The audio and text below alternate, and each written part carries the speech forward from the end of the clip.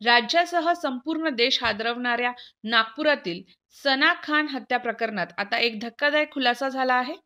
सना खान यांच्याकडे 3 mobile phone होते, त्यातील फक्त एकच मोबाईल पोलिसांना सापडला आहे, असा खळबळजनक दावा सना खान यांच्या कुटुंबियांनी केला आहे. तसेच सना खान यांचे इतर 2 फोन आरोपींनी लपवून ठेवले आहेत.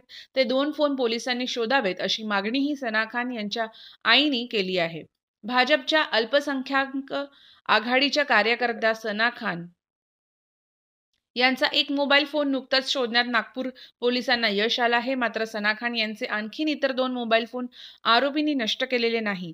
ते त्यांनी कुठेतरी लपवून ठेवले असल्याचा धक्कादायक खुलासा सना खान यांच्या आईने केला आहे.